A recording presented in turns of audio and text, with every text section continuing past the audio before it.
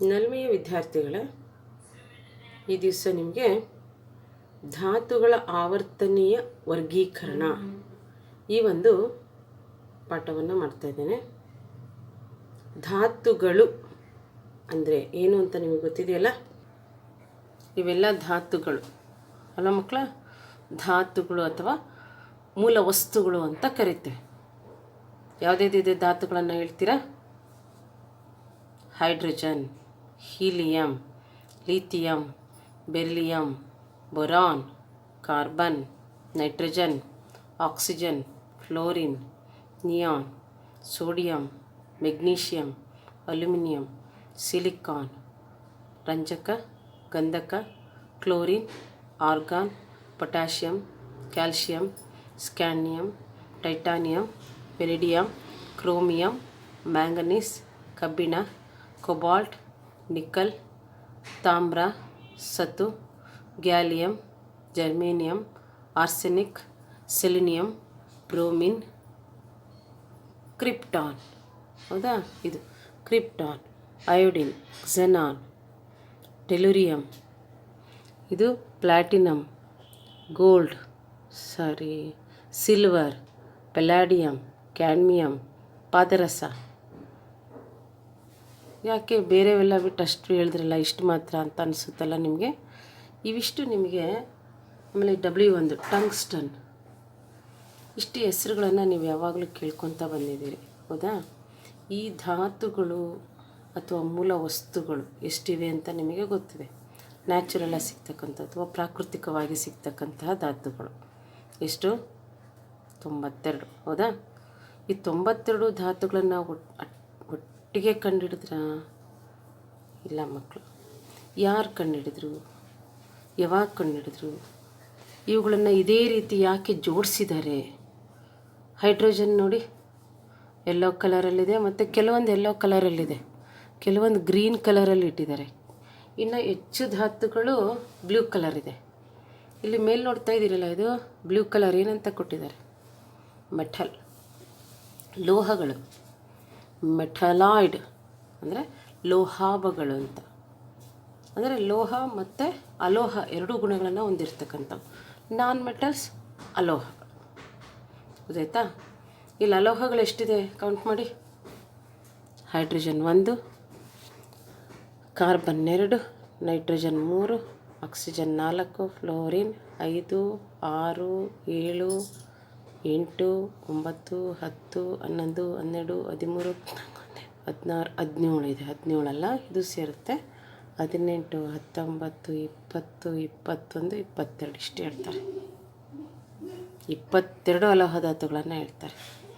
ಅದರಲ್ಲಿ ಇದು ಒಂದೇ ಬ್ರೋಮಿನ್ ಅಂತಕ್ಕಂಥದ್ದು ಒಂದು ಮಾತ್ರ ದ್ರವಾಲೋಹ. ಇಲ್ಲಿ ಹೀಲಿಯಂ 1, ನೈಟ್ರೋಜನ್ 2, ಆಕ್ಸಿಜನ್ 3, ಫ್ಲೋರಿನ್ 4, ಇದು helium, neon, argon, krypton, xenon 4, 5, 6, 7, 8, 9, 10 ಇವು ಅನಿಲ ಅಲೋಹಗಳು. ಅನಿಲ ಅಲೋಹಗಳು 10 + 11, 10 + 1 11 ಆಯಿತು, ಹೌದಾ? 10 ಅನಿಲ ಅಲೋಹಗಳು, 1 ದ್ರವ ಅಲೋಹ. ಇನ್ನು ಘನ ಅಲೋಹಗಳು ಬ್ರೋಮಿನ್ 1, ಕಾರ್ಬನ್ 2, ನೈಟ್ರೋಜನ್ 3, ನೈಟ್ರೋಜನ್ ಇಲ್ಲ, ಇದು ಬೋರಾನ್ 1, ಕಾರ್ಬನ್ 2, ಸಿಲಿಕಾನ್ 3, ರಂಜಕ 4, ಗಂಧಕ 5, germanium arsenic 6, germanium 7, ಟೆಲುರಿಯಂ 8, iodine 9, SB tin ಅಲ್ಲ, ಇದು 10. ಗೊತ್ತಾಯ್ತಾ? ಇಷ್ಟು 10 ಧಾತುಗಳು ಅಲೋಹ ಧಾತುಗಳು. ಇವೆಲ್ಲವೂ ಸಹ ಘನ ಅಲೋಹ ಧಾತುಗಳು. ಇವೆಲ್ಲವೂ ಸಹ ಏನಪ್ಪ ಅಂದರೆ ಲೋಹಗಳು. ಎಸ್, ಇವೆಲ್ಲ ಎಲ್ಲಿದ್ದಾವೆ? ಈ ಧಾತುಗಳೆಲ್ಲ ಎಲ್ಲಿದ್ದಾವೆ ಮಕ್ಕಳ? ಗೊತ್ತಲ್ಲ ನಿಮಗೆ? ಇವೆಲ್ಲವೂ ಸಹ ಪ್ರಕೃತಿನಲ್ಲಿ ಎಲ್ಲ ವಸ್ತುಗಳಲ್ಲೂ ಸಹ ಈ ಧಾತುಗಳೇ ಇರೋದು. ಅದಕ್ಕೆ ಮೂಲ ವಸ್ತುಗಳು. ಮೂಲವಾಗಿ ಎಲ್ಲ ವಸ್ತುಗಳು ಇವುಗಳಿಂದ ಮಾಡಲ್ಪಟ್ಟಿದೆ. ಇಂಗ್ಲೀಷ್ ಅಕ್ಷರಗಳು ಎಷ್ಟಿದೆ? 26. ಹೌದಾ? 26 ಇಂಗ್ಲೀಷ್ ಅಕ್ಷರಗಳಲ್ಲಿ ನೋಡಿ, ಎಲ್ಲ ವಸ್ತುಗಳಲ್ಲೂ ಇವು ಮೂಲ ವಸ್ತುಗಳಿದೆ. ಇಲ್ಲಿ ಹೈಡ್ರೋಜನ್, ಸೂರ್ಯ, ಆ ಇಂಗ್ಲೀಷ್ ಅಕ್ಷರದ ಬಗ್ಗೆ ಹೇಳ್ತಿದ್ನಲ್ಲ, ಇಂಗ್ಲೀಷ್ ಅಕ್ಷರಗಳು 26 ಇದೆ.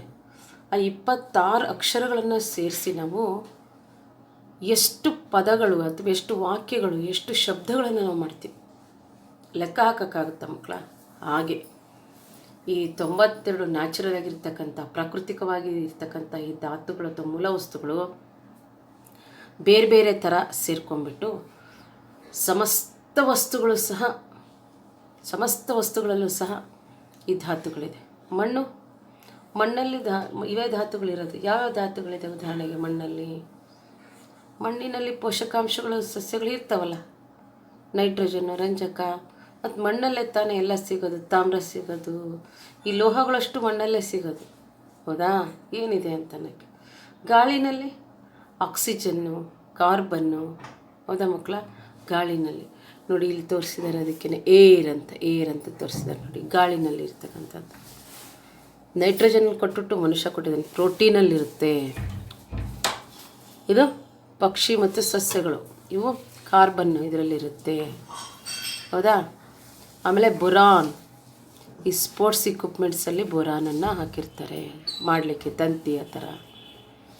ಮರದ ಕಟ್ಟು ಒಳಗಡೆ ಪ್ಲಾಸ್ಟಿಕ್ ಇದರಲ್ಲಿ ನೋಡಿ. ಟೂತ್ಪೇಸ್ಟಲ್ಲಿ ಫ್ಲೋರಿನ್, ಟೂತ್ಪೇಸ್ಟ್ ಅಂತ ಕೊಟ್ಟಿದ್ದಾರೆ ನೋಡಿ, ಫ್ಲೋರಿನ್ ಆಯಿತು. ನೆಕ್ಸ್ಟು ಹೀಲಿಯಂ, ಬಲೂನ್ಸ್ ಮೇಲೆ ದೊಡ್ಡದಾಗಿ ಅಡ್ವರ್ಟೈಸ್ಮೆಂಟಿಗೆ ಬಲೂನ್ಸ್ ಹಾಕಿರ್ತಾರಲ್ಲ ಮಕ್ಕಳ, ಅದರಲ್ಲಿ ಹೀಲಿಯಂ ಇರುತ್ತೆ. Lithium, battery shells. ನೆಕ್ಸ್ಟ್ ಏನು? ಬೆರಿಲಿಯಂ, ಎಮರಾಲ್ಡ್ಸ್. ಇದು ಎಲೆಕ್ಟ್ರಿಕ್ ಉಪಕರಣಗಳು. ನೆಕ್ಸ್ಟ್ ಸೋಡಿಯಂ, ಉಪ್ಪು, ನಮ್ಮ ಮನೇಲಿ ಬಳಸ್ತಿಲ್ಲ ಉಪ್ಪು. ಕ್ಲೋರೋಫಿಲ್ ನೋಡಿ, ಮೆಗ್ನೀಷಿಯಂ ಪತ್ರಹರಿತಿನಲ್ಲಿರುತ್ತೆ. ಅಲ್ಯೂಮಿನಿಯಂ, ಏರೋಪ್ಲೇನ್ ಮಾಡಲಿಕ್ಕೆ ಬಳಸ್ತಕ್ಕಂಥದ್ದು ಅಲ್ಯೂಮಿನಿಯಂ. ಸಿಲಿಕಾನ್, ಮರಳಲ್ಲಿರುತ್ತೆ, ಮರಳನ್ನು ನಾವು ಬಳಸ್ತೀವಲ್ವಾ. ಫಾಸ್ಫರಸ್, ರಂಜಕ. ಏನು ತೋರಿಸಿದ್ದಾರೆ? ಸ್ಕೆಲಿಟನ್ ತೋರಿಸಿದ್ದಾರೆ. ಯಾಕೆ ಹೇಳಿ? ಮೂಳೆಗಳಲ್ಲಿರುತ್ತೆ, ಗೊತ್ತಾಯ್ತಾ? ಗಂಧಕ, ಎಗ್, ಹಳದಿ ಕಲರ್ ಕಾಣಿಸುತ್ತಲ್ಲ, ಅದು ಎಗ್ಗಲ್ಲಿರೋದು ಗಂಧಕ. ಕ್ಲೋರಿನ್, ಏನು ಕೊಟ್ಟಿದ್ದಾರೆ? ಸ್ವಿಮ್ಮಿಂಗ್ ಪೂಲ್ಸಲ್ಲಿ ಶುದ್ಧೀಕರಣ ಮಾಡಲಿಕ್ಕೆ ಕ್ಲೋರಿನನ್ನು ಹಾಕ್ತಾರೆ. ಆರ್ಗಾನ್, ಲೈಟ್ಸಲ್ಲಿರುತ್ತೆ. ಈ ಥರ ಇಲ್ಲೆಲ್ಲ ವಸ್ತುಗಳು ಕೊಟ್ಟಿದ್ದಾರೆ ನೋಡಿ ಮಕ್ಕಳ. ಪೊಟ್ಯಾಷಿಯಮ್, ಫ್ರೂಟ್ಸು, ಇವೆಲ್ಲ ವೆಜಿಟೇಬಲ್ಸ್ ಎಲ್ಲಲ್ಲೂ ಪೊಟ್ಯಾಷಿಯಮ್ ಇರುತ್ತೆ. ಕ್ಯಾಲ್ಶಿಯಂ, ಶೆಲ್ಸ್, ಸಮುದ್ರದಲ್ಲಿ ಚಿಪ್ಗಳು ಸಿಗ್ತಾವಲ್ಲ, ಕಪ್ಪೆ ಚಿಪ್ ಅಂತ, ಅದರಲ್ಲಿರುತ್ತೆ. ಸೋಡಿಯಂ, ಇಲ್ಲಿ SB ಸೆಲಿನಿಯಮ್ಮು, ಆರ್ಸೆನಿಕ್. SB ಆಂಟಿಮನಿ, ಅದು SB ಆಗಲೇ ಹೇಳಲಿಲ್ಲಲ್ಲ ನಿಮಗೆ. SB ಆಂಟಿಮನಿ ನೋಡಿ, ಕಾರ್ ಬ್ಯಾಟ್ರೀಸ್ಗಳಲ್ಲಿರುತ್ತಂಥದ್ದು. ಇದು ಘನ ಅಲೋಹಧಾತು SB ಅಂದೆಲ್ಲ. ಅದು SN ಅಂದರೆ ಟಿನ್ ಬಾಕ್ಸ್ಗಳು ಮಾಡ್ತಾರಲ್ಲ, ಈ ತಗಡಿನ ಬಾಕ್ಸ್ಗಳು ಅಂತ ಹಿಂದೆಲ್ಲ ಭಾಳ ಬರ್ತಿದ್ದು, ಸಿರಲಕ್ಕ ಇವೆಲ್ಲ ಮಾಡೋದು. ಅಯೋಡಿನ್, ಔಷಧಿಗಳು, ಪರ್ಪಲ್ ಕಲರ್ ಇರುತ್ತಲ್ಲ ಅದು. ಝೆನಾನ್, ಟವರ್ಸ್, ಲೈಟ್ ಟವರ್ಸ್ ಇರ್ತಾವಲ್ಲ ನೋಡಿ ಇಲ್ಲೆಲ್ಲ, ಅಲ್ಲಿ. ಇಂಜೆಕ್ಷನ್ನು, ಅಸ್ಟೆಟೈನ್ ಅಂದರೆ ಔಷಧಿಗಳಲ್ಲಿ, ರೇಡಿಯೋ ಆ್ಯಕ್ಟಿವಿಟಿ ಮೆಡಿಸಿನ್ ತಯಾರು ಮಾಡೋದ್ರಲ್ಲಿ ಬಳಸ್ತಾರಂತ ಇದನ್ನು. ಈ ಥರ ನೋಡ್ಕೊತ ಹೋಗ್ರಿ, ಎಷ್ಟು ವಸ್ತುಗಳಲ್ಲಿದೆ. ಇದು ಕೆಲವು ವಸ್ತುಗಳನ್ನು ಉದಾಹರಣೆ ಕೊಟ್ಟಿರೋದಷ್ಟೇ. ಮಾಲಿಬ್ಡಿನಮ್, ಕಟ್ಟಿಂಗ್ ಟೂಲ್ಸ್ ಅಂದರೆ ಉಪಕರಣ ಮಾಡಬೇಕಾದ್ರೆ ಬಳಸ್ತಕ್ಕಂಥದ್ದು. ಹೀಗೆ ಐರನ್ ಪಿಲ್ಲರ್ಸ್, ಈ ಥರ ಐರನ್ ಏನೇನು ಗೊತ್ತಿದೆಯಲ್ಲ ನಿಮಗೆಲ್ಲ. ಕ್ರೋಮಿಯಂ, ಸ್ಟೀಲ್ ತಯಾರಿಕೆಯಲ್ಲಿ ಬಳಸ್ತಾರೆ. ವೆನಿಡಿಯಮ್, ಸ್ಪ್ರಿಂಗ್ಸ್ ನೋಡಿ, ನಮಗೆ ಗೊತ್ತಿತ್ತ ಸ್ಪ್ರಿಂಗ್ಸಲ್ಲಿರುತ್ತೆ ಅಂತ? ಇಲ್ಲ. ಟೈಟಾನಿಯಂ, ಜೆಟ್ ವಿಮಾನ ಸಹ, ಇವೆಲ್ಲ ಇದಕ್ಕೆ ಯುದ್ಧದಲ್ಲಿ ಇರ್ತದಲ್ಲ ಆ ಥರ ವಿಮಾನಗಳಲ್ಲಿ. ನಿಕ್ಕಲ್, ನಾಣ್ಯ, ಕಾಯಿನ್ಸ್ ಇರ್ತಾವಲ್ಲ ಮಕ್ಕಳು, ಅದರಲ್ಲಿ. ಗೊತ್ತಾಯ್ತಾ? ಇದು ಕೊಬಾಲ್ಟ್, ಮ್ಯಾಗ್ನೆಟ್ಸ್, ಅಯಸ್ಕಾಂತ. ಕಾಪರ್, ಎಲೆಕ್ಟ್ರಿಕ್ ವೈರಲ್ಲೆಲ್ಲ ತಾಮ್ರ ಇರುತ್ತೆ ತಾನೆ.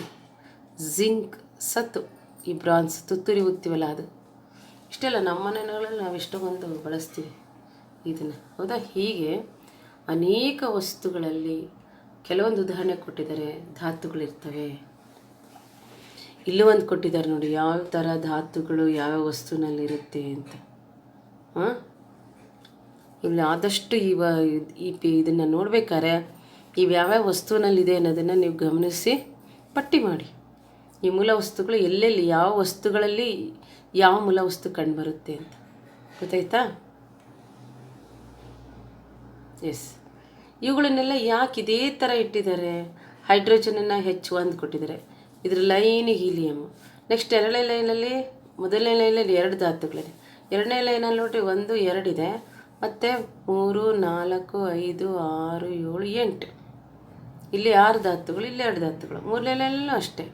ಆದರೆ 4ನೇ ಲೈನಲ್ಲಿ 1 2 3 4 5 6 7 8 9 10 11 12 13 14 15 16 17 18 ಧಾತುಗಳಿದೆ ಗೊತ್ತಾಯ್ತು. 18 ಇವು ಕಂಬಸಾಲುಗಳು ಅಂತ ಕರಿತೀರಿ. 18 ಕಂಬಸಾಲುಗಳಿದಾವೆ ಈ ಥರ ಆವರ್ತ ಕೋಷ್ಟಕದಲ್ಲಿ. ಇದು ಅಡ್ಡ ಸಾಲುಗಳು 1 2 3 4 5 6 7 ಕಾಣಿಸ್ತಿದ್ದಾವಲ್ಲ, 18 ಕಂಬಸಾಲುಗಳಿವೆ. ಅಡ್ಡ ಸಾಲುಗಳು 7 ಇದಾವೆ ಗೊತ್ತಾಯ್ತಾ ಮಕ್ಕಳ?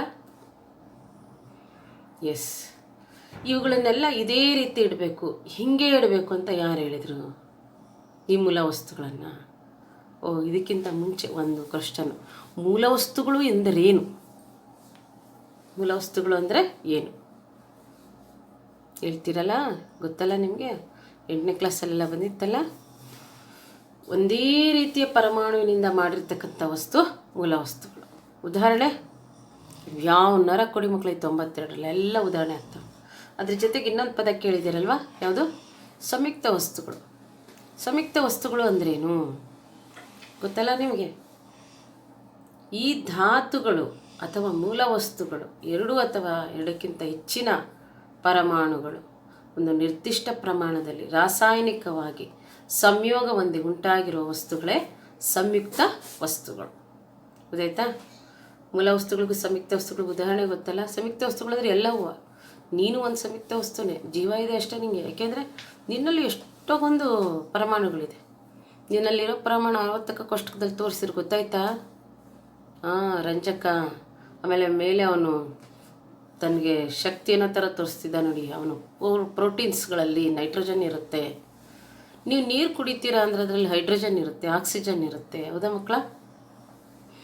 ಕಾರ್ಬನ್ ಮುಖ್ಯವಾಗಿ ನಾವು NPK ರಸಗೊಬ್ಬರವನ್ನು ಸಸ್ಯಗಳಿಗೆ ಹಾಕ್ತೀವಿ ಅಂದರೆ ಆ NPK, ನೈಟ್ರೋಜನ್, ರಂಜಕ ಮತ್ತು ಪೊಟ್ಯಾಷ್ ಇವೆಲ್ಲವೂ ನಮ್ಮ ದೇಹಕ್ಕೂ ಬರ್ತದೆ.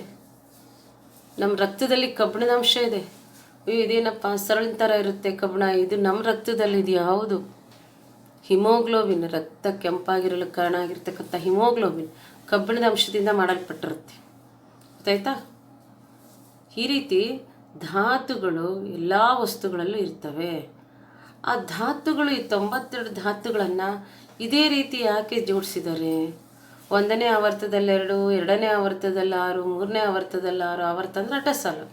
4 5 6 7 18 ಧಾತುಗಳನ್ನು ಯಾಕೆ ಜೋಡಿಸಿದ್ದಾರೆ? ಇದನ್ನು ಯಾರು ಹೇಳಿದರು? ಇದನ್ನು ಯಾಕೆ ಹಿಂಗೆ ಜೋಡಿಸಿದ್ದಾರೆ? ಯಾಕೆ ಜೋಡಿಸಿದ್ದಾರೆ ಅಂದರೆ ನೋಡಿ ಮಕ್ಕಳ, ಇಲ್ಲೆಲ್ಲ ಏನು ಕಾಣಿಸ್ತಿದೆ ನಿಮಗೆ ಅಲ್ವಾ? 1ನೇದು ಮೆಡಿಸಿನ್ ಅಲ್ವಾ, ಮೆಡಿಸಿನಿಂದು. 2ನೇದು ತರಕಾರಿದು. 3ನೇದು ಎಲ್ಲ ದಿನಸಿ ಸಾಮಾನಿಂದು. ನೀವೆಲ್ಲ ನೋಡಿದಿರಲ್ಲ, ನಮಗೆ ಬೇಕಾಗಿರ್ತಕ್ಕಂತಹ ವಸ್ತುಗಳು, ದಿನನಿತ್ಯ ಬೇಕಾಗಿರ್ತಕ್ಕಂಥ ವಸ್ತುಗಳು ತರಕಾರಿಗಳು. ಯಾವಾಗಲೂ ತರಕಾರಿಗಳು ಮಾರೋರೇ ಬೇರೆ ಇರ್ತಾರೆ.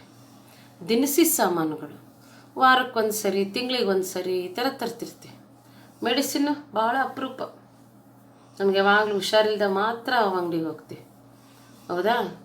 ಹಾಗಾಗಿ ಆ ಮೆಡಿಸಿನ್ಸ್ ಆಗಲಿ, ತರಕಾರಿ ಆಗಲಿ, ದಿನಸಿ ಸಾಮಾನಾಗಲಿ ಎಷ್ಟು ಚೆನ್ನಾಗಿಟ್ಟಿರ್ತಾರೆ ನೋಡಿ. ಹೌದಾ? ಒಂದೇ ಥರದ ತರಕಾರಿಗಳನ್ನು ಒಂದೊಂದು ಬುಟ್ಟಿನಲ್ಲಿ, ದಿನಸಿಗಳನ್ನು ಜೋಡಿಸಿರ್ತಕ್ಕಂತಹ ವಿಧ ನೋಡಿ. ಈಗ ಜೋಡಿಸಿರೋದ್ರಿಂದ ಏನು ಉಪಯೋಗ? ನಾವು ಅಂಗಡಿಗೆ ಹೋದ ತಕ್ಷಣ ಪಟ್ ಅಂತ ಕೊಟ್ಬಿಡ್ತಾರೆ ಅವರು. ಯಾಕೆ ಅಂತ ಹೇಳಿದ್ರೆ ಆ ರೀತಿ ಜೋಡಿಸಿರೋದ್ರಿಂದ. ಹೌದಾ?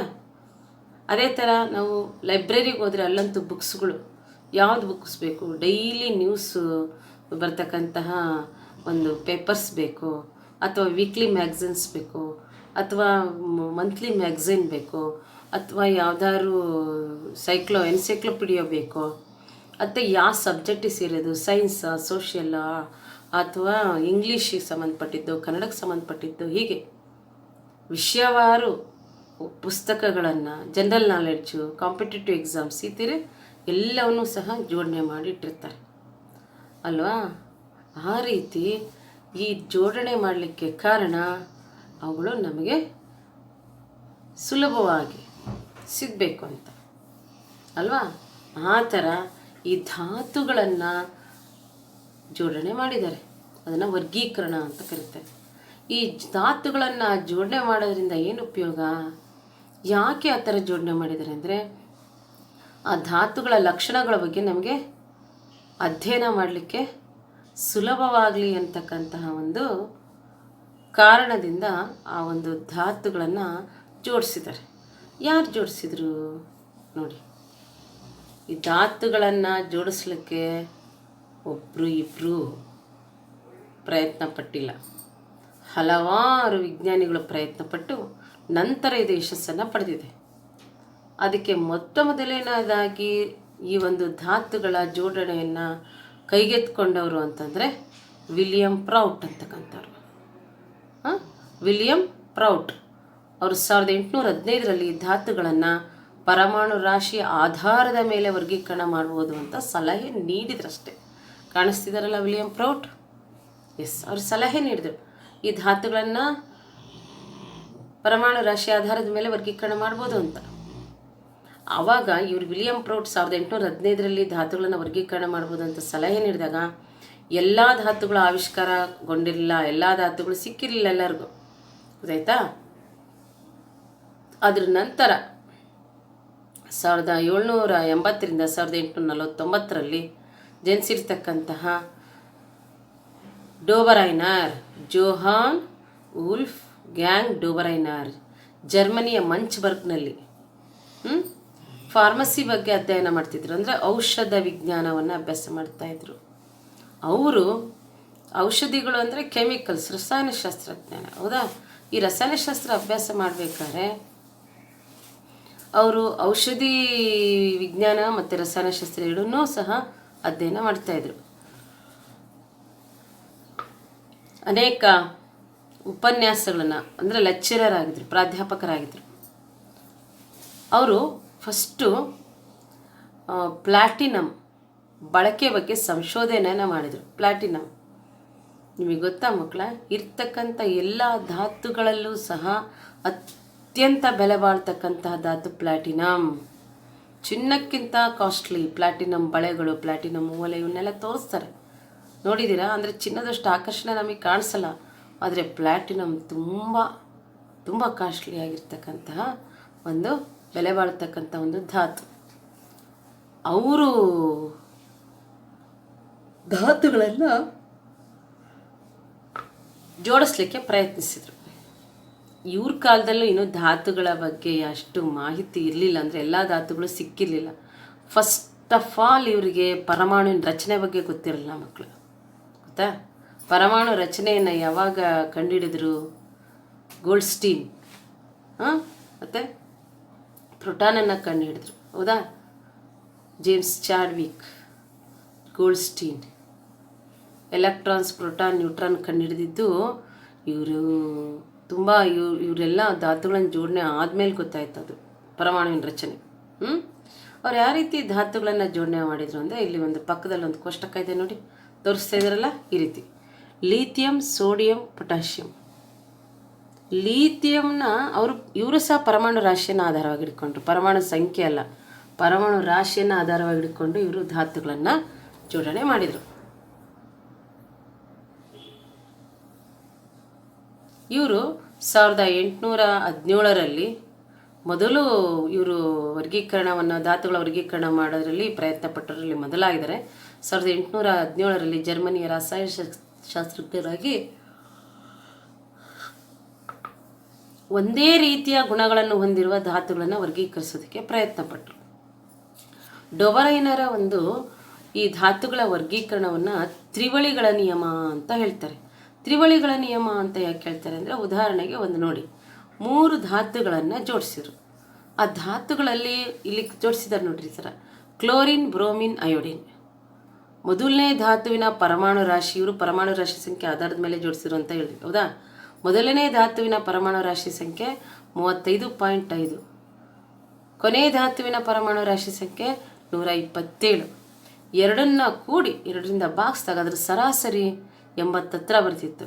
ಆ ಪರಮಾಣು ರಾಶಿ 80 ಹೊಂದಿರತಕ್ಕಂಥ ಧಾತುವನ್ನು ಮಧ್ಯದಲ್ಲಿ ಇರಿಸಿದ್ರು. ಈ ರೀತಿ 3 ಧಾತುಗಳನ್ನು ಜೋಡಣೆ ಮಾಡ್ತಾ ಹೋದರು. ನೋಡಿ, ಇಲ್ಲಿ ಒಂದು ಲೀಥಿಯಂ, ಸೋಡಿಯಂ, ಪೊಟ್ಯಾಷಿಯಂ. ಲೀಥಿಯಮ್ದು 6, ಪೊಟ್ಯಾಷಿಯಮ್ದು ಪರಮಾಣು ರಾಶಿ ಸಂಖ್ಯೆ 39. ಅವೆರಡನ್ನೂ ಕೂಡಿಸಿ ಅದ್ರ ಸರಾಸರಿ 45 ಅಂತಂದರೆ ಹೆಚ್ಚು ಕಡಿಮೆ 46 ಬರುತ್ತೆ, 99ರಿಂದ.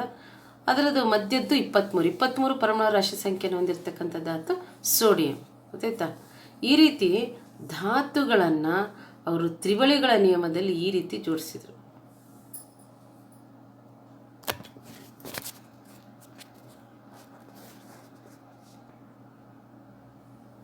ನೋಡ್ತಾ ಇದ್ದೀರಲ್ಲ, ನಿಮಗೆ ಫಸ್ಟು ಒಂದು ಕಾಣಿಸ್ತಲ್ಲ ಮಕ್ಕಳ, ಇದು lithium, sodium, potassium, calcium, strontium, beryllium beryllium, chlorine, bromine, iodine.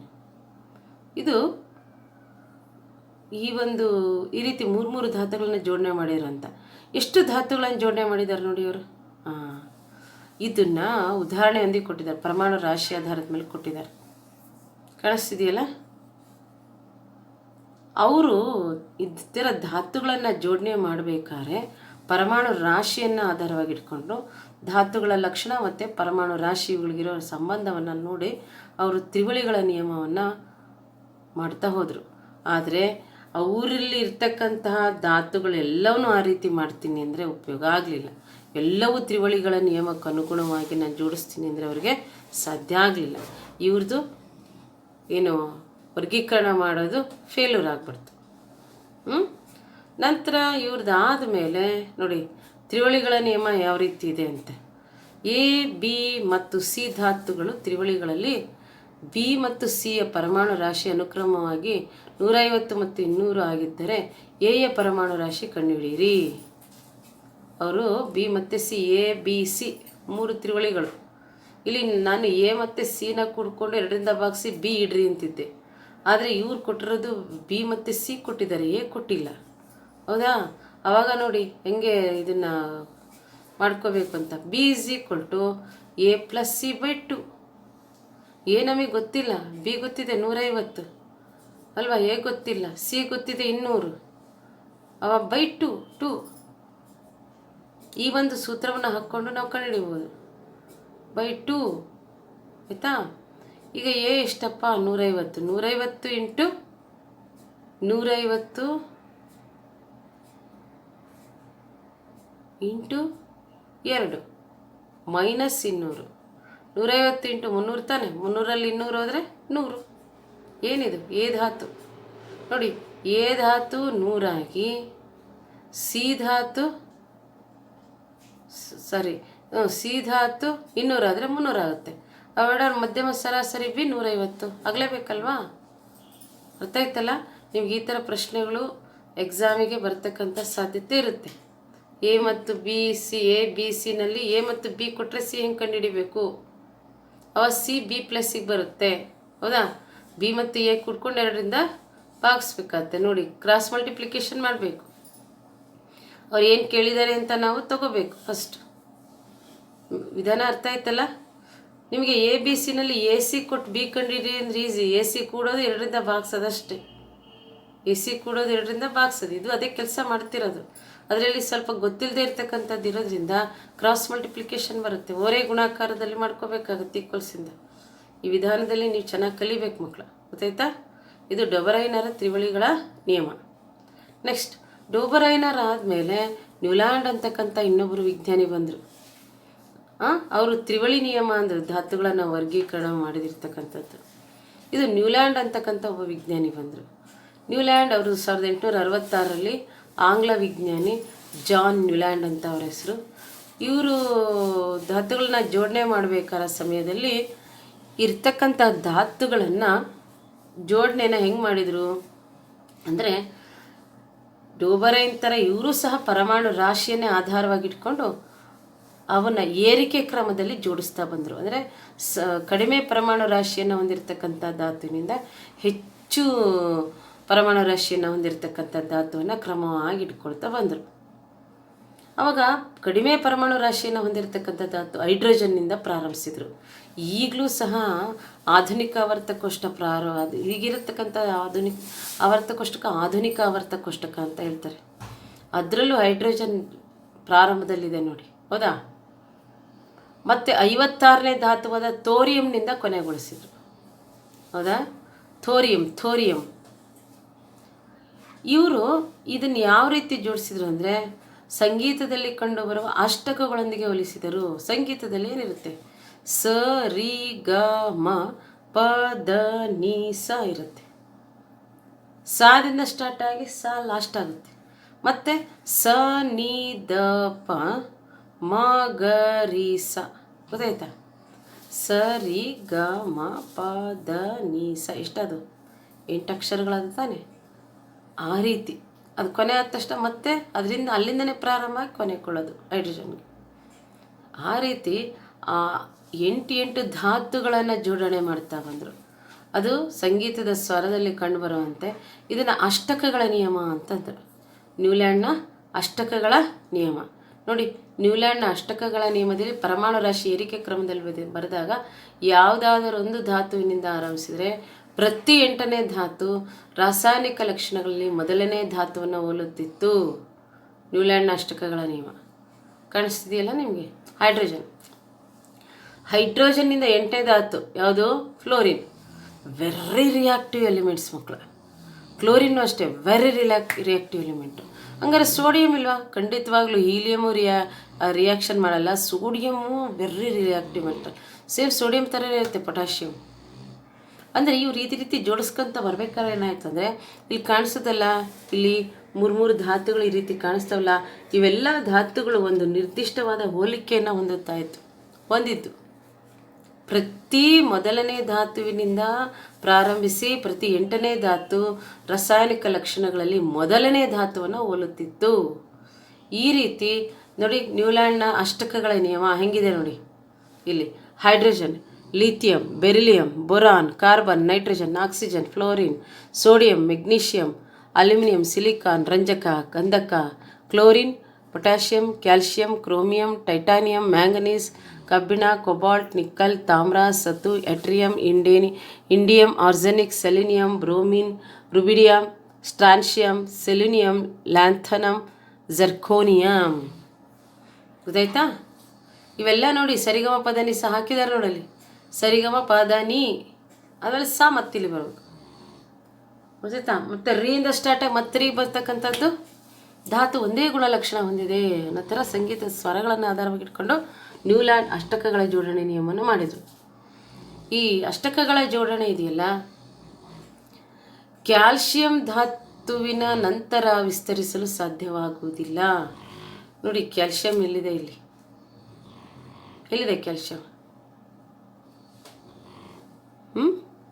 ಅಲ್ಲ. ನ್ಯೂಲ್ಯಾಂಡ್ ನಿಸರ್ಗದಲ್ಲಿ 56 ಧಾತುಗಳಿವೆ ಮತ್ತು ಭವಿಷ್ಯದಲ್ಲಿ ಯಾವುದೇ ಧಾತುಗಳು ಆವಿಷ್ಕಾರವಾಗುವುದಿಲ್ಲ ಎಂದು ಊಹಿಸಿದರು. ನ್ಯೂಲ್ಯಾಂಡ್ ಏನು ಹೇಳ್ತಾರೆ, ಈಗ ಅವ್ರು ಏನು ಕಂಡುಹಿಡಿದ್ರಲ್ಲ 56 ಇದಾವ ನೋಡಿ. 1 2 3 4 5 1 2 3 4 5 6 7 ಥರದ್ದು ಎಷ್ಟಾಗಿದೆ. ಈಗ ಇಲ್ಲಿ ಒಂದು ಎಕ್ಸ್ಟ್ರಾ ಅಂತ ಇದಿಷ್ಟು ತುಂಬ್ತದೆ, ಹೌದಾ. 1 2 3 4 5 ಐತ್ಲೆ 35 ಆಗ್ತದೆ, ಹೌದಾ. ಇವರು ಆವಿಷ್ಕಾರ ಮಾಡಿದಾಗ 56 ಧಾತುಗಳಿದ್ವಂತೆ. ಮುಂದೇನಿಲ್ಲ, ಇಷ್ಟೇ ಧಾತುಗಳಿರೋದು, ಇವುಗಳಿಂದನೇ ಪ್ರಕೃತಿನಲ್ಲಿರೋ ವಸ್ತುಗಳು ಮಾಡಲ್ಪಟ್ಟಿರೋದು ಅನ್ನೋ ಥರ ಹೇಳಿದರು. ಆಮೇಲೆ ನೋಡಿ ಆ ಕೋಷ್ಟಕದಲ್ಲಿ ಆ ಗುಣಗಳು ಅಥವಾ ಪರಮಾಣು ಅವರು ಹೇಳ್ದಂಗೆ ಪರಮಾಣು ರಾಶಿ ಸಂಖ್ಯೆ ಏರಿಕೆ ಕ್ರಮದಲ್ಲಿ ಬರಿತಾ ಹೋದಾಗ ಆ ಧಾತುಗಳ ಲಕ್ಷಣಗಳು ಅವ್ರಿಗೆ ಸರಿ ಅನ್ನಿಸ್ತಿಲ್ಲ. ಅವಾಗೇನು ಮಾಡಿದರು, ಒಂದೇ ಸ್ಥಳದಲ್ಲಿ 2 ಧಾತುಗಳನ್ನು ಇರಿಸ್ಬಿಟ್ಟು ಒಂದು ಧಾತುವಿನ ಇರ್ತಕ್ಕಂಥ ಲಕ್ಷಣ ಮತ್ತೊಂದು ಧಾತುವಿನ ಇದ್ದೇ ಇರುತ್ತೆ, ಅದೇ ಇರಲ್ಲ, ಸ್ವಲ್ಪ ಬದಲಾವಣೆ ಇರುತ್ತೆ. ಅಂದರೆ ಮೋಸ್ಟ್ ಆಫ್ ದ ಕ್ಯಾರೆಕ್ಟರ್ಸ್ ಅಷ್ಟಿರುತ್ತೆ. ಈಗ ನಾವೆಲ್ಲ ಮನುಷ್ಯರು ಅಂತ ಹೇಳಿದ್ರೆ 2 ಕಣ್ಣು, 2 ಕಿವಿ, ಒಂದು ಬಾಯಿ, ಒಂದು ಮೂಗು, 2 ಕೈ ಇದೇ ರೂಪದಲ್ಲಿ ಇರಬೇಕು ಅಂತ ಹೇಳ್ತೀವಿ. ಆ ಥರ ಈ ಒಂದು ಆವರ್ತ ಕೋಷ್ಟಕದಲ್ಲಿ ನ್ಯೂಲ್ಯಾಂಡ್ ಏನು ಮಾಡಿದರು, ಒಂದೇ ಸ್ಥಳದಲ್ಲಿ 2 ಧಾತುಗಳನ್ನು ಇರಿಸಲಿಕ್ಕೆ ಅವುಗಳ ಲಕ್ಷಣಗಳನ್ನು ಹೋಲಿಕೆ ಇಟ್ಟು ಮಾಡಿದರು. ಈ ಕೆಮಿಸ್ಟ್ರಿ ರಸಾಯನಶಾಸ್ತ್ರದಲ್ಲಿ ಹೋಗಿ ಸಂಗೀತವನ್ನು ಇಟ್ಬಿಟ್ಟು ಸರಿಗಮ ಪದನಿಸ ಹೇಳಿದಾಗ ಮತ್ತು ಅವರು ಹೇಳಿರ್ತಕ್ಕಂತಹ ವಿಷಯ ಸಕ್ಸಸ್ ಆಗದೇ ಇರುವಾಗ ಇದನ್ನೆಲ್ಲ ಅಪಹಾಸ್ಯ ಮಾಡಿದರು. ನ್ಯೂಲ್ಯಾಂಡ್ ಅಷ್ಟಕಗಳ ನಿಯಮನ ಮಕ್ಕಳು ಅಪಹಾಸ್ಯನ ಮಾಡ್ಬೋದು, ಆದರೆ ಅದನ್ನು ಕಂಡುಹಿಡಲಿಕ್ಕೆ ಎಷ್ಟು ಪ್ರಯತ್ನ ಇರುತ್ತೆ. ಅದೇನಾದ್ರು ಸಕ್ಸಸ್ ಆಗಿದ್ರೆ ಅಲ್ವಾ, ಆವಾಗ ಯಾವಾಗಲೂ ಸಹ ನಾವು ಯಾರನ್ನು ಅಪಹಾಸ್ಯ ಮಾಡಬಾರ್ದು. ಆದರೆ ನ್ಯೂಲ್ಯಾಂಡ್ ಒಂದು ವಿಷಯ ಹೇಳಿದರು ಪಾಪ, ಅಷ್ಟು ಕಷ್ಟಪಟ್ಟು ಹೇಳಿ, ಆವರ್ತ ಅಂದರೆ ಅಡ್ಡ ಸಾಲು ಅಂತಂದ್ಬಿಟ್ಟು. ಆಮೇಲೆ ಜಡಾನಿಲಗಳ ಆವಿಷ್ಕಾರದಿಂದ ಅಷ್ಟಕಗಳ ನಿಯಮ ಪ್ರಸ್ತುತವಾಯಿತು. ಅಷ್ಟಕಗಳ ನಿಯಮ, ನ್ಯೂಲ್ಯಾಂಡ್ನ ಅಷ್ಟಕಗಳ ನಿಯಮ ಜಡಾನಿಲಗಳ ಆವಿಷ್ಕಾರದಿಂದಾಗಿ, ಜಡಾನಿಲಗಳು ಆವಿಷ್ಕಾರವನ್ನು ಮಾಡೋದನ್ನು ಕಂಡುಹಿಡಿದ್ರು. ನೆಕ್ಸ್ಟ್ ಇವರು ಡಿಮಿಟ್ರಿ ಇವಾನೋವಿಚ್ ಮೆಂಡಲೀವ್ ಅಂತ, ಇವರು ಅಷ್ಟೇ, ಅವರು ಬರೀ 35 ಧಾತುಗಳನ್ನು ಜೋಡಿಸಿದ್ರು. ಇವರು ಇರ್ತಕ್ಕಂಥ ಎಲ್ಲ ಧಾತುಗಳನ್ನು ಜೋಡಣೆ ಮಾಡಬೇಕು, ಯಾವ ಒಂದು ಆಧಾರನ ಇಟ್ಕೊಂಡ್ರೆ ಈ ಧಾತುಗಳ ಜೋಡಣೆ ಸುಲಭ ಆಗುತ್ತೆ ಅನ್ನೋದನ್ನು ಅಭ್ಯಾಸ ಮಾಡಿ ಇವರು ರಷ್ಯಾ ದೇಶದ ಪಶ್ಚಿಮ ಸೈಬೇರಿಯಾದ ಟೋಬಲ್ಸ್ಕ್ನಲ್ಲಿ 1834ರಲ್ಲಿ ಫೆಬ್ರವರಿ 8ರಂದು ಜನಿಸಿದರು. ಆರಂಭಿಕ ಶಿಕ್ಷಣದ ನಂತರ ಮೆಂಡಲೀವರು ತಮ್ಮ ತಾಯಿಯವರ ಪ್ರಯತ್ನಗಳಿಂದ ವಿಶ್ವವಿದ್ಯಾಲಯವನ್ನು ಸೇರಲು ಸಾಧ್ಯವಾಯಿತು. ತಮ್ಮ ಸಂಶೋಧನೆಗಳನ್ನು ತಮ್ಮ ತಾಯಿಯವರಿಗೆ ಸಮರ್ಪಿಸುತ್ತಾ ಅವರು ಹೀಗೆ ಬರೆಯುತ್ತಾರೆ: ಆಕೆ ಉದಾಹರಣೆಗಳೊಂದಿಗೆ ನನಗೆ ಮಾರ್ಗದರ್ಶನ ನೀಡಿದ್ದಾಳೆ ಹಾಗೂ ಪ್ರೀತಿಯಿಂದ ನನ್ನನ್ನು ತಿದ್ದಿದ್ದಾಳೆ. ಆಕೆ ತನ್ನೆಲ್ಲ ಶಕ್ತಿ ಮತ್ತು ಸಂಪನ್ಮೂಲಗಳನ್ನು ವ್ಯಯಿಸಿ ನನ್ನೊಂದಿಗೆ ಅನೇಕ ಸ್ಥಳಗಳಿಗೆ ಪಯಣಿಸಿದ್ದಾಳೆ. ವಿಜ್ಞಾನದ ಸಹಾಯದಿಂದ ಅಹಿಂಸಾತ್ಮಕವಾಗಿ ಎಲ್ಲ ಮೂಢನಂಬಿಕೆಗಳು, ಅಸತ್ಯ ಮತ್ತು ತಪ್ಪುಗಳನ್ನು ಪ್ರೀತಿಯಿಂದ ಅದರ ದೃಢತೆಯಿಂದ ತೆಗೆದು ಹಾಕಬಹುದೆಂಬುದು ಸಹ ಅವಳಿಗೆ ಗೊತ್ತು. ಮೆಂಡಲೀವರು ನೀಡಿದ ಧಾತುಗಳ ಜೋಡಣೆಯನ್ನು ಮೆಂಡಲೀವ್ನ ಆವರ್ತ ಕೋಷ್ಟಕ ಅಂತ ಕರೆದರು. ಈ ಆವರ್ತ ಕೋಷ್ಟಕದಲ್ಲಿ ರಾಸಾಯನಶಾಸ್ತ್ರದಲ್ಲಿ ಏಕೀಕೃತ ತತ್ವವನ್ನು ಸಾಬೀತುಪಡಿಸುತ್ತದೆ. ಕೆಲವು ಹೊಸ ಧಾತುಗಳ ಆವಿಷ್ಕಾರಕ್ಕೆ ಇದು ಪ್ರೇರಣೆ ಆಗುತ್ತದೆ. ಡಿಮಿಟ್ರಿ ಇವಾನೋವಿಚ್ ಮೆಂಡಲೀವ್ ಇವರು ಈ ಆಧುನಿಕ ಆವರ್ತ ಕೋಷ್ಟಕ ಇದೆಯಲ್ಲ, ಅದಕ್ಕೆ ತುಂಬ ಹತ್ತಿರವಾಗಿರ್ತಕ್ಕಂಥ ಒಂದು ಆವರ್ತ ಕೋಷ್ಟಕವನ್ನು ಕಂಡುಹಿಡಿದ್ರು. ಮೆಂಡಲೀವರ ಆವರ್ತ ಕೋಷ್ಟಕ ಅಂತ. ಅದು ಈ ಆವರ್ತ ಕೋಷ್ಟಕ ಈಗಿದೆಯಲ್ಲ, ಆಧುನಿಕ ಆವರ್ತ ಕೋಷ್ಟಕ, ಅದನ್ನು ಹೆಚ್ಚು ಹೋಲುತ್ತೆ ಮಕ್ಕಳು. ಅಷ್ಟು ಚೆನ್ನಾಗಿ ಆವಾಗಲೇ ಅವರು ಈ ಧಾತುಗಳ ಬಗ್ಗೆ ಧಾತುಗಳ ಬಗ್ಗೆ ಅಧ್ಯಯನ ಮಾಡಿದರು. ಮೆಂಡಲೀವರು ತಮ್ಮ ಕೆಲಸವನ್ನು ಆರಂಭಿಸಿದಾಗ 63 ಧಾತುಗಳು ತಿಳಿದಿದ್ದವು. ರಾಸಾಯನಿಕ ಗುಣಗಳಲ್ಲಿ ಮೆಂಡಲೀವ್ರವರ ಹೈಡ್ರೋಜನ್ ಮತ್ತು ಆಕ್ಸಿಜನ್ಗಳು ಅತಿ ಹೆಚ್ಚು ಕ್ರಿಯಾಪಟುವುಳ್ಳ ಮತ್ತು ಬಹುತೇಕ ಧಾತುಗಳೊಂದಿಗೆ ಸಂಯುಕ್ತಗಳನ್ನು ಉಂಟು ಮಾಡುತ್ತಿದ್ದುದರಿಂದ ಅವರು ಅವುಗಳ ಮೇಲೆ ತಮ್ಮ ಗಮನ ಹರಿಸಲು ಕೇಂದ್ರೀಕರಿಸಿದರು.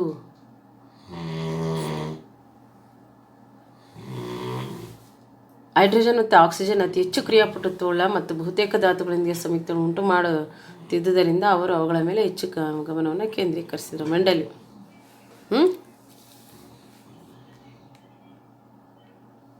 ಮೆಂಡಲೀವರು ಧಾತುಗಳನ್ನು ಜೋಡಣೆ ಮಾಡಬೇಕಾದ್ರೆ ಹಿಂದೆ ಈ ವಿಷಯದ ಬಗ್ಗೆ ಏನು ಮಾಡಿದ್ದಾರೆ ಅಂತ, ಯಾರೇ ಆಗಲಿ ಹೊಸದನ್ನು ಕಂಡುಹಿಡಿಬೇಕಾರೆ ಅದ್ರ ಬಗ್ಗೆ ಏನಿದೆ ಅಂತ ಹುಡುಕೊಳ್ತಾರೆ. ಹಾಗೆ ಮೆಂಡಲೀವರಿಗೆ ನ್ಯೂಲ್ಯಾಂಡ್ನ ಅಷ್ಟಕಗಳ ನಿಯಮ ಗೊತ್ತಿತ್ತು.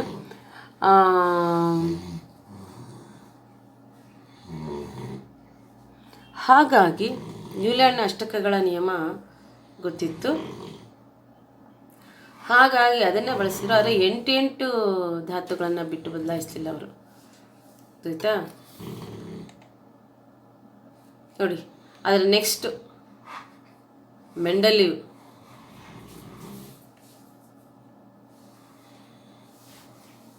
ನೋಡಿ, ಮೆಂಡಲೀವ್ ಹೆಂಗೆ ಕಾಣಿಸ್ತಿದ್ದಾರೆ ಅಂತ. ಮೆಂಡಲೀವ್ರವರು ತಮ್ಮ ಕೆಲಸವನ್ನು ಪ್ರಾರಂಭಿಸಿದಾಗ 63 ಧಾತುಗಳಿದೆ ಅಂತ ಗೊತ್ತಿತ್ತು.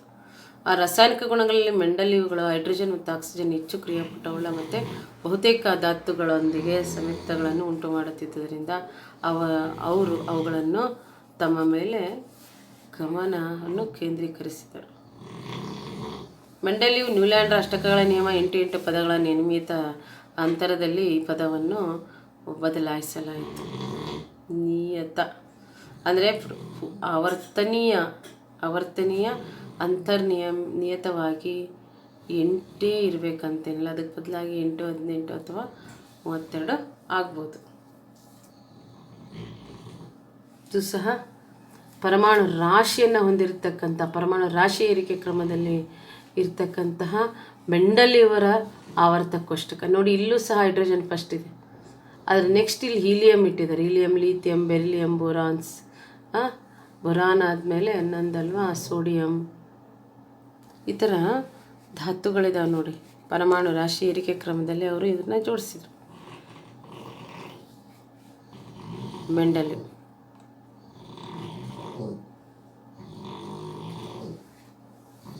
ಮೆಂಡಲೀವರ ಆವರ್ತ ಕೋಷ್ಟಕ ನೋಡಿ. ಮೆಂಡಲೀವರ ಟೇಬಲ್ಸ್.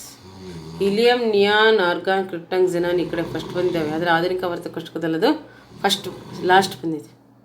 ಗೊತ್ತಾಯ್ತಾ?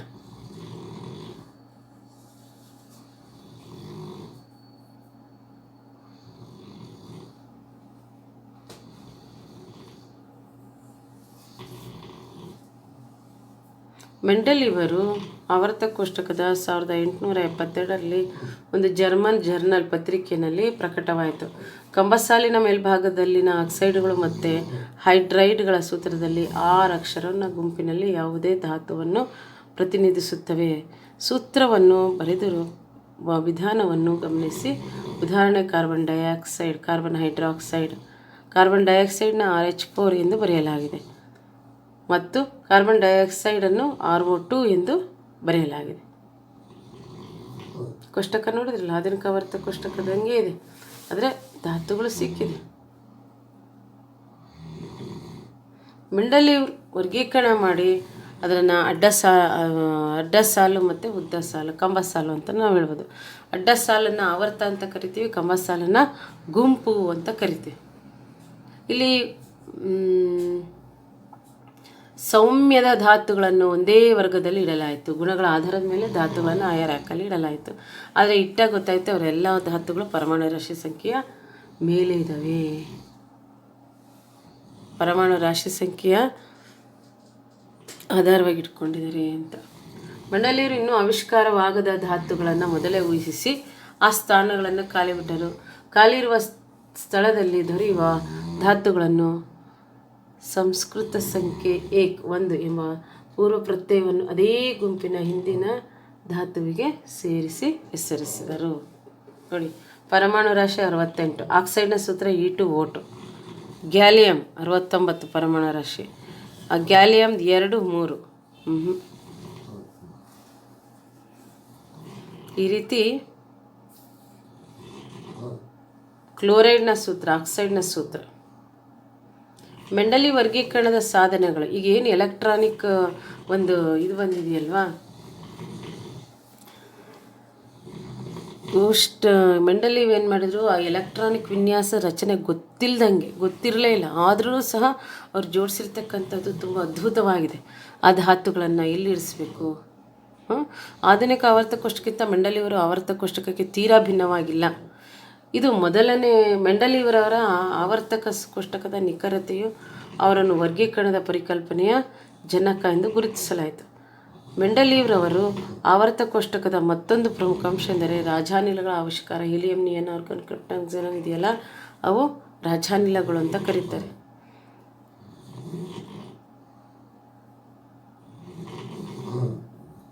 ಗೊತ್ತಾಯ್ತಾ? ಮೆಂಡಲೀವರ ವರ್ಗೀಕರಣದ ಸಾಧನೆಗಳು ಮತ್ತು ಮೆಂಡಲೀವರ ವರ್ಗೀಕರಣದ ಇತಿಮಿತಿಗಳು. ಆವರ್ತ ಕೋಷ್ಟಕದಲ್ಲಿ ಹೈಡ್ರೋಜನ್ಗೆ ಸರಿಯಾದ ಸ್ಥಾನವನ್ನು ನಿಯೋಜಿಸಲು ಸಾಧ್ಯವಾಗಿಲ್ಲ. ಈಗಲೂ ಅಷ್ಟೇ, ಆಧುನಿಕ ಆವರ್ತ ಕೋಷ್ಟಕದಲ್ಲಾದರೂ ಮೇಲೆ ಹೈಡ್ರೋಜನ್ ಇದೆ. ಮೆಂಡಲೀವರು ಸಹ ಹೈಡ್ರೋಜನ್ಗೆ ಸರಿಯಾದ ಸ್ಥಳವನ್ನು ನಿಯೋಜಿಸೋದಕ್ಕೆ ಆಗಲಿಲ್ಲ.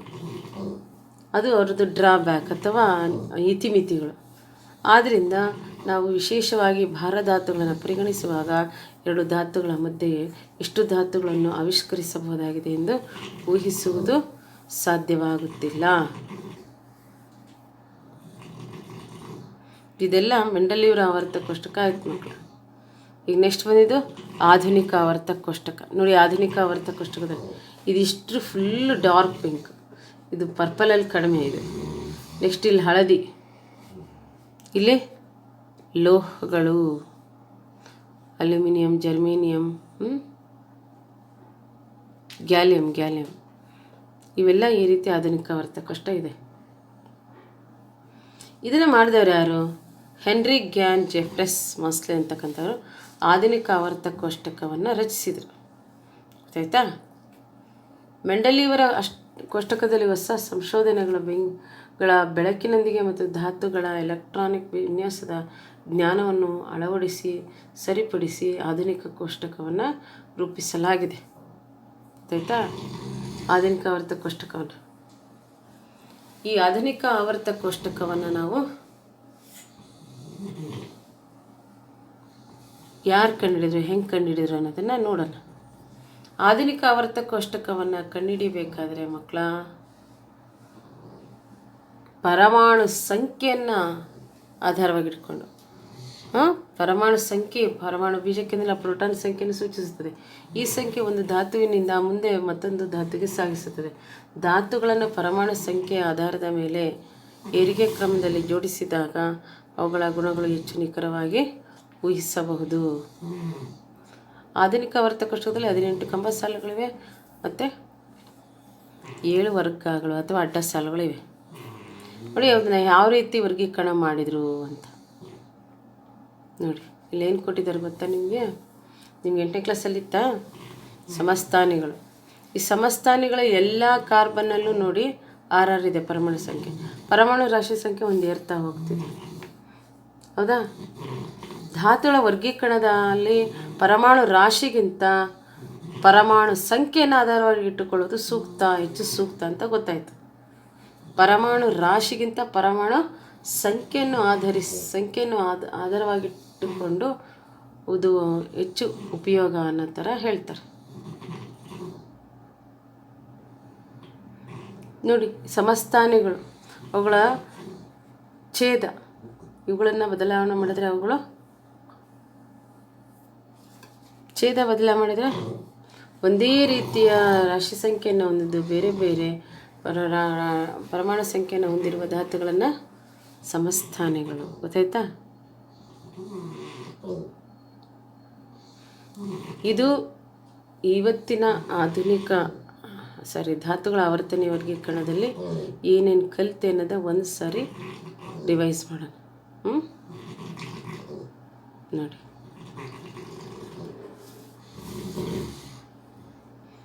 ಏನು ಕಲ್ತರು? ಧಾತುಗಳ ಹೆಸರು ಕಲ್ತಿದ್ದಾರೆ, ಎಲ್ಲೆಲ್ಲಿ ಬಳಸ್ತೀವಿ ಅಂತ ಕಲ್ತಿದ್ದೀರಾ. ಆಮೇಲೆ ಅದಕ್ಕಿಂತ ಹೆಚ್ಚಿನ ಇನ್ಫಾರ್ಮೇಷನು, ನಾವು ಆ ಧಾತುಗಳು ಸಿಗ್ತವೆ ಅಂದರೆ ಹೆಂಗೆ ಬೇಕಾ ಹಂಗಿಟ್ರೆ ನಮ್ಗೆ ಅಧ್ಯಯನ ಮಾಡೋಕ್ಕಾಗಲ್ಲ ಅಂತ ಅವುಗಳನ್ನು ಸರಿಯಾದ ರೀತಿ ವರ್ಗೀಕರಣ ಮಾಡಿದ್ದಾರೆ. ವರ್ಗೀಕರಣದಲ್ಲಿ ವಿಲಿಯಂ ಪ್ರೌಟರ್ನವರು ಪರಮಾಣು ರಾಶಿ ಆಧಾರದ ಮೇಲೆ ವರ್ಗೀಕರಣ ಮಾಡ್ಬೋದು ಅನ್ನೋದು ಸಲಹೆ ನೀಡಿದರು. ಜೋಹನ್ಸ್ ವೋಲ್ಫ್ಗ್ಯಾಂಗ್ ಡೊಬರೈನರು ಅದನ್ನು ಪ್ರಾಕ್ಟಿಕಲ್ಲಾಗಿ ಧಾತುಗಳ ಜೋಡಣೆಯನ್ನು ಕೈಗೆತ್ತಿಕೊಂಡ್ರು. ಅದನ್ನು ಟ್ರಯಾಂಗಲ್ ಶೇಪಲ್ಲಿ ಮಾಡಿಬಿಟ್ಟು. ನೆಕ್ಸ್ಟ್ ಜೋಹಾನ್ ವೋಲ್ಫ್ಗ್ಯಾಂಗ್ ಡೊಬರೈನರ್ ಅಂತ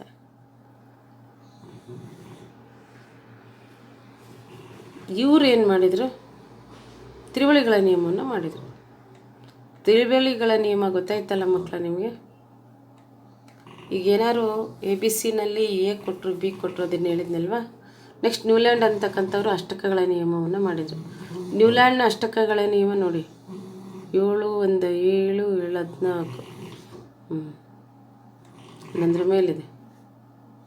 ಸರಿ, ಅದನ್ನು ಕೋಷ್ಟಕದಲ್ಲಿ ತೋರಿಸಿದ್ದಾರೆ. ನ್ಯೂಲ್ಯಾಂಡ್ನ ಅಷ್ಟಕಗಳ ನಿಯಮ. ಕ್ಯಾಲ್ಶಿಯಂ ಧಾತು ಇದೆ, ಅದನ್ನು ಜಾಸ್ತಿ ಮಾಡ್ತೀನಿ ಅಂದರೆ ಆಗುತ್ತಾ? ಇಲ್ಲ. ಅದೇ ಥರ ನಿಸರ್ಗದಲ್ಲಿ ಕೇವಲ 56 ಧಾತುಗಳಿವೆ, ಭವಿಷ್ಯದಲ್ಲಿ ಯಾವುದೇ ಧಾತುಗಳು ಆವಿಷ್ಕಾರವಾಗುವುದಿಲ್ಲ ಅಂತ ತಿಳಿಸಿದರು, ಊಹಿಸಿದರು. ತನ್ನ ಕೋಷ್ಟಕದಲ್ಲಿ ಸರಿಹೊಂದಿಸಲು ನ್ಯೂಲ್ಯಾಂಡ್ರವರು ಒಂದೇ ಸ್ಥಳದಲ್ಲಿ 2 ಧಾತುಗಳನ್ನು ಸ್ವೀಕರಿಸಿದರು. ಅಷ್ಟೇ ಅಲ್ಲದೆ ಕೆಲವು ಹೋಲಿಕೆ ಇಲ್ಲದ ಧಾತುಗಳನ್ನು ಒಂದೇ ಸ್ವರದಡಿಯಲ್ಲಿ ಇರಿಸಿದರು.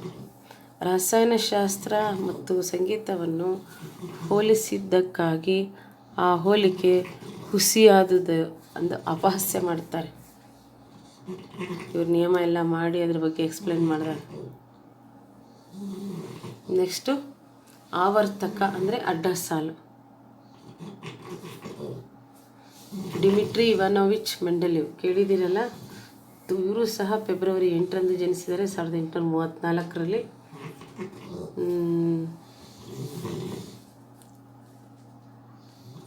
ಇವರು ವಿಜ್ಞಾನದ ಸಹಾಯದಿಂದ ಅಹಿಂಸಾತ್ಮಕವಾಗಿ ಎಲ್ಲ ಮೂಢನಂಬಿಕೆಗಳು, ಅಸತ್ಯ ಮತ್ತು ತಪ್ಪುಗಳನ್ನು ಪ್ರೀತಿಯಿಂದ ಆಧರಿಸಿ ದೃಢತೆಯನ್ನು ತೆಗೆದುಹಾಕಬಹುದೆಂದು ನಿಮ್ಮ ಟೆಕ್ಸ್ಟ್ ಬುಕ್ಕಲ್ಲಿ ಇದನ್ನ ಓದ್ಕೊತೀರಲ್ಲ. ಮೆಂಡೆಲಿವ್ ನಿಮಗೆ ಗೊತ್ತು. ಈ ಧಾತುಗಳನ್ನು ವರ್ಗೀಕರಣ ಮಾಡೋದ್ರಲ್ಲಿ ಅವ್ರ ಪಾತ್ರ. ಮೆಂಡೆಲಿವ್ನ ಆವರ್ತ ಕೋಷ್ಟಕ ಇದು. ಮೆಂಡೆಲಿವ್ನ ಆವರ್ತ ಕೋಷ್ಟಕ. ಮೆಂಡೆಲಿವ್ಸ್ ಟೇಬಲ್ ಇದು. ಮೆಂಡಲ್ಸ್ ಯಾವ ರೀತಿ ಒಂದು ಕಕ್ಷೆಗಳನ್ನು ತೋರಿಸ್ತಾವನು, ನೇರ ನಿಲುವನ್ನು ಪಡೆದ ಮಂಗ, ಈ ಥರ ಗೊತ್ತಾಯ್ತಾ. ಇದು ವರ್ಗೀಕರಣ ಆಗೋದ್ರಿಂದ ಅನೇಕ ಕ್ಷೇತ್ರಗಳಲ್ಲಿ ನಾವು ಬಳಸ್ಕೊತೀವಿ. ಡೊಬರೈನರ ವರ್ಗೀಕರಣದ ಸಾಧ್ಯತೆಗಳು. ಅವರು ಸಾಧನ ಮೆಂಡೆಲಿವ್ ಮಾಡಿಕೊಂಡಿದ್ದಾರೆ. ಎಲೆಕ್ಟ್ರಾನಿಕ್ ವಿನ್ಯಾಸ. ಆಧುನಿಕ ಆವರ್ತ ಕೋಷ್ಟಕ್ಕಿಂತ ಮೆಂಡೆಲಿವ್ನ ಆವರ್ತ ಕೋಷ್ಟಕ ಅಷ್ಟೇನು ಭಿನ್ನ ಆಗಿಲ್ಲ. ಮೆಂಡೆಲಿವರು ಆವರ್ತಕ ಕೋಷ್ಟಕದ ನಿಖರತೆಯು ಅವರನ್ನು ವರ್ಗೀಕರಣ ಕಲ್ಪನೆಗೆ ಜನಕ ಅಂತ ಕರೀತಾರೆ. ಮೆಂಡೆಲಿವರು ಆವರ್ತ ಕೋಷ್ಟಕದ ಮತ್ತೊಂದು ಪ್ರಮುಖ ಅಂಶ ಎಂದರೆ ರಾಜಾನಿಲಗಳನ್ನು ಇರಿಸಿರೋದು.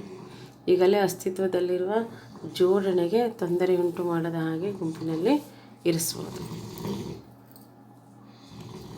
ಆವರ್ತ ಕೋಷ್ಟಕದಲ್ಲಿ ಹೈಡ್ರೋಜನನ್ನು ಫಸ್ಟೇ ನಿಭಾಯಿಸಿದ್ದಾರೆ ಯಾವುದೇ ವರ್ಗೀಕರಣ ಮಾಡೋದಾದ್ರೆ.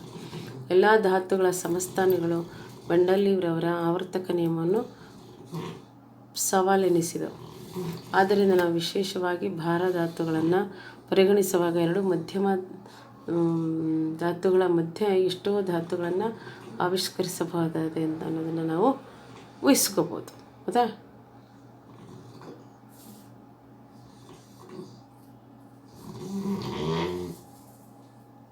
ಇದೇನು ಮಕ್ಕಳ ಇದು? ಅದಕ್ಕಿಂತ ಕಲರ್ಫುಲ್ ಇದು ಬೇರೆನಾ? ಇಲ್ಲ, ಅದು ಅದೇ. ಇದು ಪಿಂಕ್, ಇದು ಬ್ಲೂ ಮತ್ತು ಗ್ರೀನಲ್ಲೇ 2 ಥರದ ಗ್ರೀನು. ಗೊತ್ತಾಯ್ತಾ.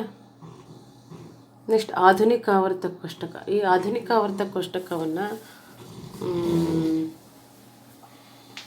ಕಂಡುಹಿಡಿದವರು 1913ರಲ್ಲಿ ಹೆನ್ರಿ ಜೆಫ್ರೆಸ್ ಮಾಸ್ಲೆ ಅನ್ನೋದು ಆಧುನಿಕ ಆವರ್ತ ಕೋಷ್ಟಕದ ಆವರ್ತ ಕೋಷ್ಟಕವನ್ನು ಕಂಡುಹಿಡಿಯಲಿಕ್ಕೆ ಹೊರಟು. ಆಧುನಿಕ ಆವರ್ತ ಕೋಷ್ಟಕದಲ್ಲಿ ಏನೇನನ್ನು ಅಳವಡಿಸ್ಕೋಬೇಕು? ಹೊಸ ಸಂಶೋಧನೆಗಳನ್ನು ಬೆಳಕಿನೊಂದಿಗೆ ಮತ್ತು ಧಾತುಗಳ ಎಲೆಕ್ಟ್ರಾನಿಕ್ಸ್ ವಿನ್ಯಾಸದ ಜ್ಞಾನವನ್ನು ಅಳವಡಿಸಿ ಸರಿಪಡಿಸಲು ಆಧುನಿಕ ಆವರ್ತಕ ಕೋಷ್ಟಕವನ್ನು ನಿರೂಪಿಸಬೇಕು.